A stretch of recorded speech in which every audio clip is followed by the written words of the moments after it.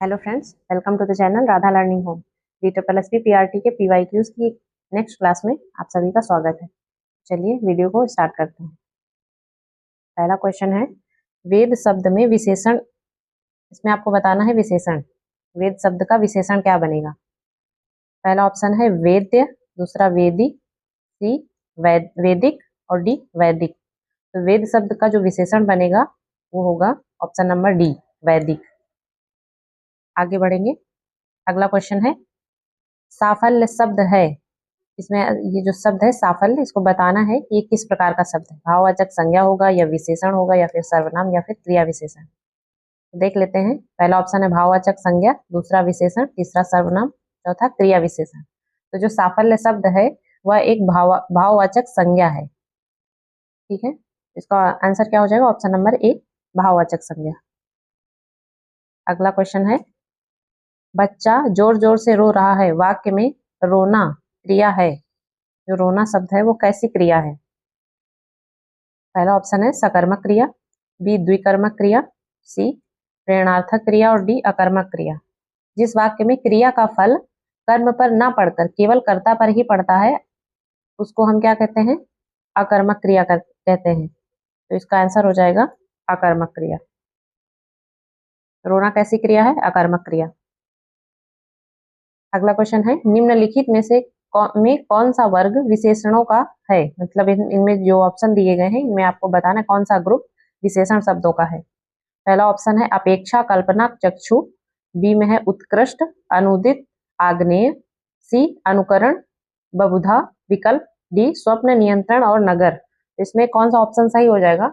Option number B, उत्कृष्ट, ये एक विशेषण शब्द है।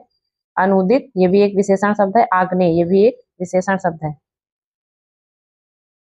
अगला क्वेश्चन है, अनिश्चयवाचक सर्वनाम कौन से हैं? इसमें से जो ऑप्शन दिए गए इनसे बताना है कौन सा ग्रुप अनिश्चयवाचक सर्वनाम का है। पहला ऑप्शन है हम, हमारा, हमें, बी में है कौन, किसे, किसने, सी कोई, कुछ, किसी, डी यह, वह, उन्हें। इसका आंसर क्या हो जाएगा? जिस सर्वनाम शब्दों में इसमें क्या बताना है? अनिश्चयवाचक सर्वनाम। तो हमको पहले पता होना चाहिए कि अनिश्चयवाचक सर्वनाम जो होते हैं वो कहते किसे हैं। तो जिस सर्वनाम शब्द में किसी घटना या किसी के होने की संभावना हो किंतु वास्तविकता होने की निश्चितता ना हो उसे अनिश्चयवाचक सर्वनाम कहते हैं। इस प्रकार इसका आंसर क्या हो जाएगा? ऑप्शन नंबर सी, कुछ, कोई, किसी। इसमें अनिश्चितता दिखाई दे रही है। ठीक है, तो इसका आंसर क्या हो जाएगा? ऑप्शन नंबर सी, कुछ, कोई, किसी। ये कैसे सर्वनाम है? अनिश्चयवाचक सर्वनाम, जिसमें निश्चितता नहीं है। अगला क्वेश्चन है, कक्षा, दल, सभा और सेना शब्द किस प्रकार की संज्ञा के परिचायक हैं? इसमें ऑप्शन दिए गए भाववाचक, बी जातिवाचक, सी व्यक्तिवाचक, डी समूहवाचक। तो इसमें हमको देखकर ही पता चल रहा है समूहवाचक संज्ञा वह शब्द है जिसका इस्तेमाल वस्तुओं के समूह को परिभाषित करने के लिए किया जाता है। इस प्रकार हमारा आंसर क्या हो जाएगा? ऑप्शन नंबर डी, समूहवाचक। ठीक है, आगे बढ़ेंगे। अगला क्वेश्चन है, टिकाऊ किस प्रकार का विशेषण है? ऑप्शन नंबर ए है परिमाण बोधक, गुणवाचक, सार्वनामिक या फिर संख्यावाचक। टिकाऊ जो शब्द है वो किस प्रकार का विशेषण है? इसका आंसर क्या हो जाएगा? ऑप्शन नंबर बी, गुणवाचक। ये किसी भी व्यक्ति या वस्तु की विशेषता बताएगा, इस प्रकार उसका गुण बताता है। इस प्रकार यह कैसा हो जाएगा विशेषण? वो, हाँ, गुणवाचक विशेषण। आगे बढ़ेंगे। अगला क्वेश्चन है, निम्न में से कौन सा समुच्चय बोधक अव्यय नहीं है? इसमें जो भी शब्द दिए गए हैं मैं आपको बताना है कौन सा समुच्चय बोधक अव्यय नहीं है। पहला ऑप्शन है भी, दूसरा है और, सी है पर, डी है अरे। तो इसमें से जो भी और पर है ये सभी समुच्चय बोधक हैं। सॉरी, ये सभी, हाँ, ये सभी समुच्चय बोधक अव्यय हैं, भी और पर। लेकिन अरे जो अव्यय है वह विस्मयादि बोधक अव्यय है। इसमें विस्मयादि बोधक चिन्ह लगा हुआ है। इस प्रकार हम देख सकते हैं कि कैसा अव्यय है, विस्मयादि बोधक। इस प्रकार हमारा आंसर क्या हो जाएगा? Option number D. अगला क्वेश्चन है, निम्न में से प्रेरणार्थक क्रिया कौन सी है? इसमें बताना है प्रेरणार्थक क्रिया कौन सी होगी। ए ऑप्शन है सुखाना, बी जगाना, सी दिखना, डी कहना। इसमें आंसर, इसका आंसर क्या हो जाएगा? ऑप्शन नंबर ए, सुखाना। अगला क्वेश्चन है, बड़प्पन किस प्रकार की संज्ञा है? जो शब्द है बड़प्पन, इसमें संज्ञा बताना है। ऑप्शन नंबर ए है भाववाचक, बी है जातिवाचक, सी व्यक्तिवाचक, डी पदार्थवाचक। इसका आंसर हो जाएगा भाववाचक संज्ञा। किसी के भाव को दर्शा रहा है, इस प्रकार इसमें भाववाचक संज्ञा हो जाएगी। अगला क्वेश्चन है, पिताजी ने 2 लीटर दूध खरीदा। रेखांकित पद में विशेषण कौन सा प्रकार है? विशेषण का कौन सा प्रकार है? ऑप्शन नंबर ए में है दिया है निश्चित परिमाणवाचक, अनिश्चित परिमाणवाचक, सी अनिश्चित संज्ञावाचक और डी निश्चित संज्ञावाचक। देख लेते हैं आंसर क्या हो जाएगा। इसका आंसर होगा ऑप्शन नंबर ए, निश्चित। 2 लीटर दूध निश्चित है इसकी मात्रा, इसलिए निश्चित परिमाणवाचक। ठीक है, आगे बढ़ेंगे।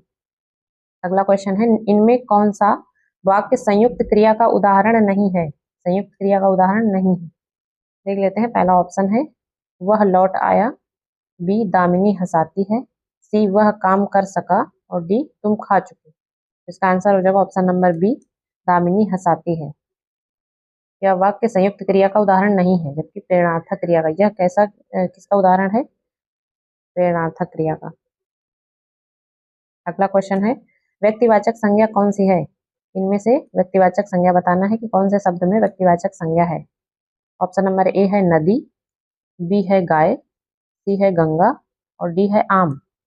इसका आंसर क्या हो जाएगा? Option number C, Ganga. Ganga व्यक्तिवाचक संज्ञा, क्योंकि नदी का नाम है या किसी व्यक्ति का भी नाम हो सकता है, यहाँ किसी के अपने व्यक्तित्व की बात हो रही है यहाँ पर।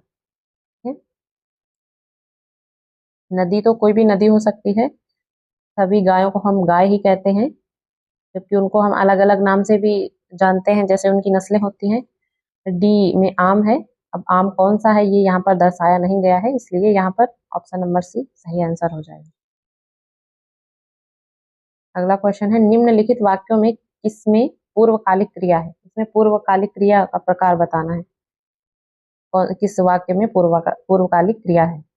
पहला ऑप्शन है उसने नहाकर भोजन किया,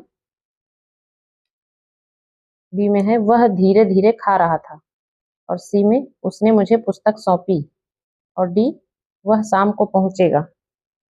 पूर्वकालिक मतलब वह कार्य हो चुका है, तो उसने, इसका आंसर हो जाएगा ऑप्शन नंबर ए, उसने नहाकर भोजन किया।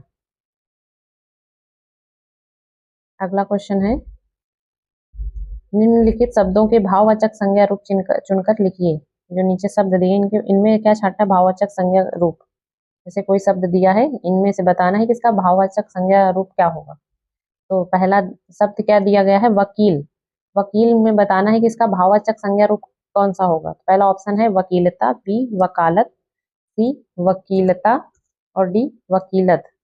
तो इसका जो वकील शब्द दिया गया है, इसका भाववाचक संज्ञा बनेगा ऑप्शन नंबर बी, वकालत। ठीक है, अगला क्वेश्चन है, अगला शब्द दिया गया है आत्मीय। आत्मीय का भाववाचक संज्ञा रूप क्या होगा? पहला ऑप्शन है आत्मीयता, बी आत्मीय,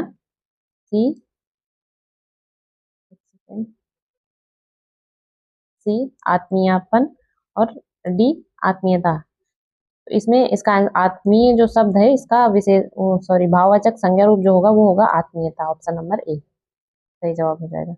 आगे बढ़ेंगे। अगला क्वेश्चन है, विजातीय शब्द को चुनकर लिखिए। मतलब ये जो सभी शब्द दिए गए हैं, 4 ऑप्शन दिए गए हैं, इनमें से जो सबसे अलग है, विजातीय का मतलब जो सबसे अलग है उसको चुनकर बताना है। ऑप्शन नंबर ए में दिया है गाय, बी में बैल, सी में घोड़ा, डी में सिंह। तो इसमें से जो घोड़ा और सिंह, ये सभी क्या है? पुल्लिंग है, बैल। लेकिन जो गाय है वो स्त्रीलिंग है, इसलिए हमारा आंसर क्या हो जाएगा? ऑप्शन नंबर ए, गाय। अगला क्वेश्चन है, नीचे दिए गए शब्दों में से विजातीय शब्दों को चुनकर लिखें। इसमें भी अलग छांटना है। पहला ऑप्शन है कॉफी, बी में भात, सी में दूध और डी में चाय। तो इसमें से हमको दिख रहा है ऑप्शन नंबर जो बी है वो सबसे अलग है, क्योंकि ये सभी पेय पदार्थ हैं, कॉफी, दूध और चाय, लेकिन भात सबसे अलग है, इसलिए हमारा आंसर हो जाएगा ऑप्शन नंबर बी, भात। अगला क्वेश्चन है, नीचे दिए गए शब्दों का भाववाचक संज्ञा रूप लिखना है। इसमें से बुरा का भाववाचक संज्ञा क्या बनेगा? तो बुरे, बुरी, बुराई या बुरा। बुरा का जो भाववाचक संज्ञा रूप बनता है वो बुराई बनेगा, क्योंकि ये भाव दर्शाता है। अगला क्वेश्चन, अगला शब्द है मानव। मानव का भाववाचक संज्ञा क्या बनेगा? मानवता, मानवस्था, मानवपन, मानव। मानव का जो भाववाचक संज्ञा रूप बनेगा वो बनेगा मानवता। क्या बनेगा? मानवता। ऑप्शन नंबर ए हमारा आंसर हो जाएगा। अगला क्वेश्चन है, नीचे दिए गए शब्दों के विशेषण चुनकर लिखिए। जो शब्द दिए गए हैं उनका हमको विशेषण चुनकर बताना है। ऑप्शन नंबर ए है विकासी। विकास का विकासी, विकसी, विकसित और विकासित। इसमें हमको दिख रहा है सबसे सही शब्द है वो है सी, विकसित। इसका आंसर क्या हो जाएगा? ऑप्शन नंबर सी, विकसित का विशेषण होगा। अगला क्वेश्चन है, सजातीय या समानार्थ शब्द को लिखिए। समानार्थ या सजातीय शब्द को बताना है। उपवन का सजातीय समानार्थ शब्द क्या होगा इनमें से? ऑप्शन नंबर ए में बगीचा, बी में है वन, सी में है कानन और डी में है कान। उपवन का अर्थ होता है बगीचा, तो इसका आंसर क्या हो जाएगा? ऑप्शन नंबर ए, बगीचा। अगला क्वेश्चन है, मास का विशेषण रूप क्या होगा? मास का विशेषण रूप बताना है। तो मास का अर्थ होता है माह या महीना, तो इसका आंसर क्या हो जाएगा? ए में दिया है मासिक, मास, मासिक या मासिका, तो इसका सही आंसर हो जाएगा ऑप्शन नंबर सी, मासिक। मास का विशेषण क्या होगा? मासिक। कल मेरा जन्मदिन है, इस वाक्य में सर्वनाम ढूंढ कर लिखना है। इस जो ये वाक्य दिया गया है इसमें सर्वनाम कौन सा शब्द है? कल मेरा जन्मदिन है। जो शब्द सबके नाम के स्थान पर प्रयुक्त किए जाते हैं उन्हें सर्वनाम कहते हैं। तो किसी के यहाँ पर किसी के नाम, कल मेरा जन्मदिन है, तो किसी के नाम के स्थान पर क्या आया है? किसी का जन्मदिन है, उसके नाम के स्थान पर मेरा प्रयुक्त हुआ है। इस प्रकार यहाँ पर जो ऑप्शन नंबर सी है वो सही आंसर हो जाएगा, मेरा। अगला क्वेश्चन है, बूढ़ा शब्द का भाववाचक संज्ञा रूप। बूढ़ा जो शब्द दिया गया है इसका भाववाचक संज्ञा रूप बताना है। इसका आंसर क्या हो जाएगा? ऑप्शन नंबर ए, बुढ़ापा। बूढ़ा का भाववाचक संज्ञा क्या होगा? बुढ़ापा। अगला क्वेश्चन है, हम शिकार खेलते हैं, इस वाक्य में सर्वनाम है। अभी आपको मैंने बताया जो शब्द सबके नाम के स्थान पर प्रयुक्त होते हैं उनको क्या कहते हैं? सर्वनाम। तो यहाँ पर सर्वनाम बताना इस वाक्य में। यहाँ पर हमें दिख रहा है साफ साफ, हम जो शब्द है क्या है? सर्वनाम। अगला क्वेश्चन है, लाल घोड़ा दौड़ रहा है, इसमें विशेष शब्द क्या है? मतलब जो इसकी विशेषता बताता है संज्ञा की। इसमें घोड़े की विशेषता बताई जा रही है कि वह लाल है, तो यहाँ पर जो ऑप्शन नंबर ए है लाल, यह क्या हो जाएगा? इसका विशेष शब्द हो जाएगा। अगर आपको ये वीडियो पसंद आया हो तो प्लीज़ वीडियो को लाइक करें, चैनल को सब्सक्राइब करें। ये क्लासेस जो DSSB PRT के PYQs की हैं ये ऐसे ही कंटिन्यू रहेंगी। सभी सब्जेक्ट की PYQs करवाए जाएंगे, तो प्लीज़ वीडियो को पूरा देखा करें और चैनल को सब्सक्राइब जरूर कर लें ताकि आपको वीडियोज़ के नोटिफिकेशन मिलते रहें। Thank you.